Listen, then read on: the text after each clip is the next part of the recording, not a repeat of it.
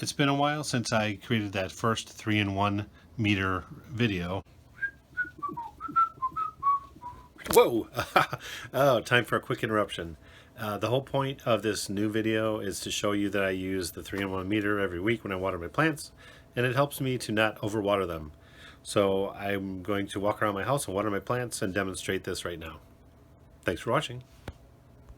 So I think what I'll do is I'll take you along with me while I water the plants. And please note, some of them I have moved to different locations, including one out on the deck I'm trying to revive.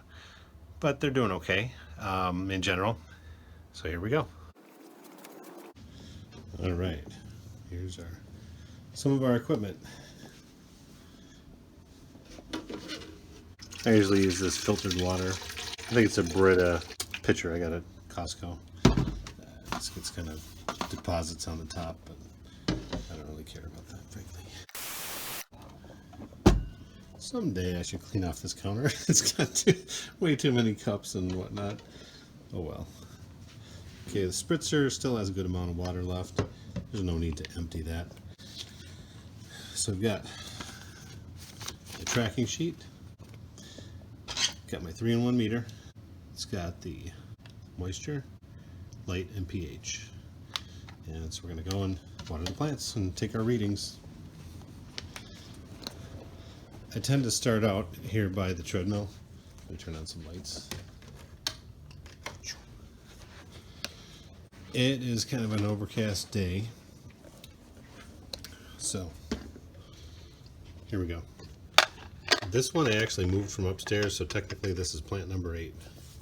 Moisture reading, it's about a 7 right there. Actually, it moved down to 6. So I'm going to water that lightly. So what I do is, on my sheet, write down a 6 under moist, light, I'm going to say less than 200. And pH, you know, I can't get pH to budge off of that far left reading. See, regardless of if I put it in the plant or take it out, it doesn't move. So I think all of my plants are in the same situation where for pH, they're in that alkaline range. So I'm going to take the readings from the plants down here. There's 4 in a row, and then I'm going to water them. Then we're going to move to the next room. So the next plant would be 3, 4, and 5. So flip it back to moisture.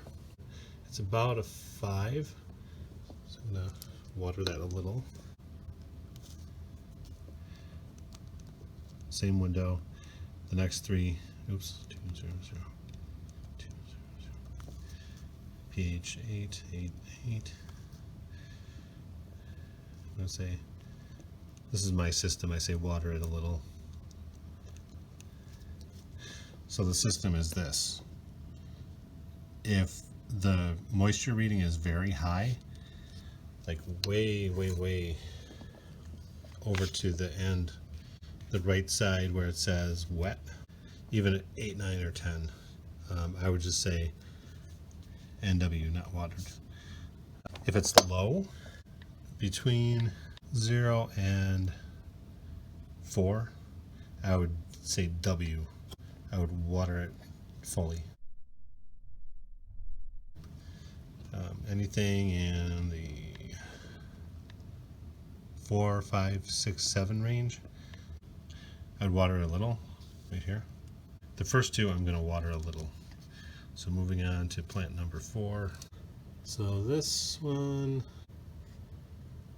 it's an 8. So I'm not going to water that one. Okay. Plant number 5. Back it off just a little bit. It's at about a 6. What I'm doing with the backing off is pushed all the way down. It's in the wet zone at about an 8, but really a lot of the roots are not going to be way at the floor of the pot. So I'm going to say 6, and I'm going to water a little bit. 6.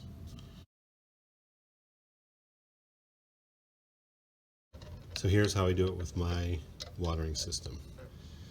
plant number 8. I took the readings. It was a 6. We're going to water it a little. Okay. So I want to show you, after watering a little, that now it's wet. That's my main point. We took semi-moist soil and made it wet with just a little bit of water.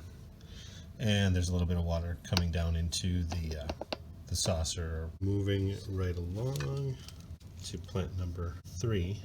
That's a 5, so we're going to water that a little.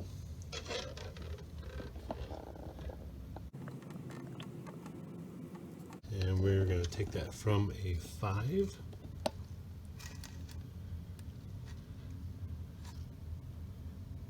about a 9. So now that's considered wet. And water's coming down into that saucer part at the bottom. Plant number 4, the jade plant. Here, let me show you.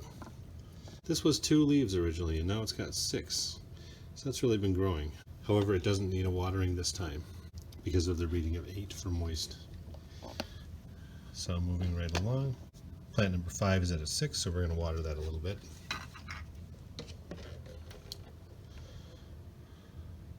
I like the stripes on these.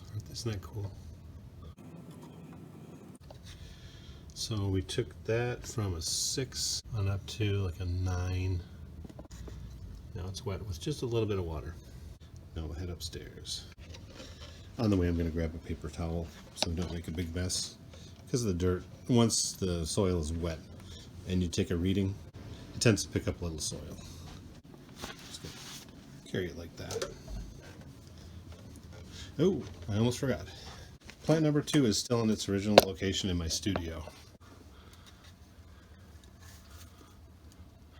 So if I stick the meter way down in, it's in the wet zone. It's at about an 8.5 or a 9.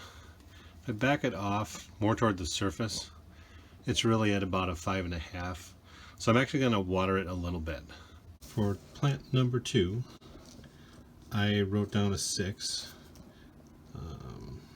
It's an overcast day in the afternoon, so I'm going to say less than 200 on the light meter, and 8 for the pH, because that's been the same for all of them forever. So being that I marked it as 6, I'm going to water it a little. So we took that from a 6 to about an 8 or a 9. I'm not going in very deep, just to show you that the top soil is now in the wet zone. I forgot to spritz the other plants. What I do is I just take this little bottle you can get at any kind of mart, like at Target or Walmart. Just fill it with filtered water. I'm not saying filtered water is necessary, but that's just what I do.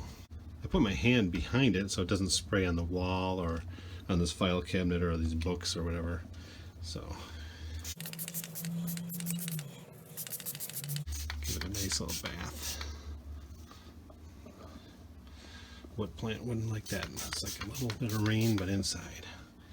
Gotta love it. Okay. I'm going to quick spritz the other ones. If I was a little plant, I know I would like being spritzed like that.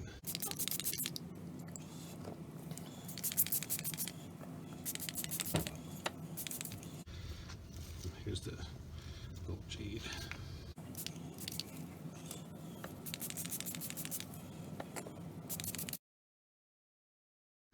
Okay, now I'll go upstairs and finish the remaining plants.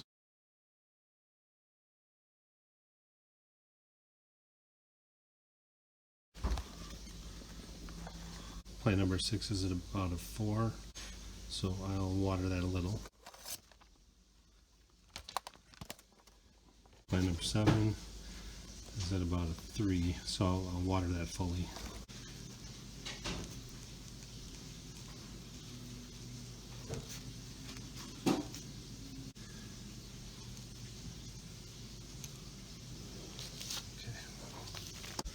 So this one is recently flowered, so that's kind of nice.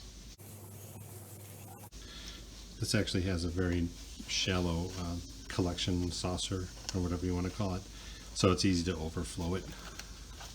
So I'm going to try not to do that. call that watering a little. This one has a nice, almost like a frisbee kind of dish, and this one needs full watering. So it should start to flow down below. And toward the end of the week, this one can have leaves kind of drooping and sad, and then they perk up once you water it, which is kind of neat to see.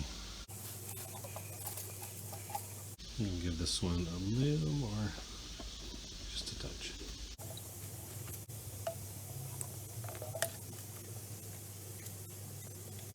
Yeah, the water's starting to flow down into the dish.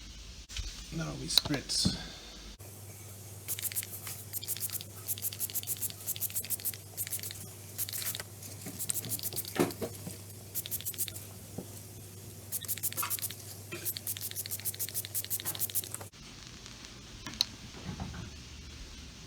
Let me see. Last but not least, we have plant number 1. This is the original one that was not doing well, and guess what? It's still not doing well. I thought if it was in, 100% sunlight, that might revive it, but then of course the rains came and it just completely waterlogged it, and I don't know if the leaves will fall off and maybe it'll regrow itself magically. I don't know. Outside, this one is the only one that has a positive light reading today because we're outside, and even though it's overcast, there's a bit of sunshine up there. Well, actually the rain kind of evaporated, so it needs a good watering. It's at about a 3. Light, we're going to say 1000. And for pH, it's just stuck at 8, just like all the indoor ones.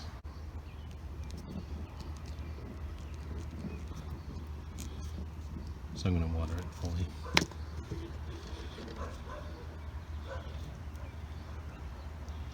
Until it starts coming down into the dish. There we go. See? Okay. And now we spritz.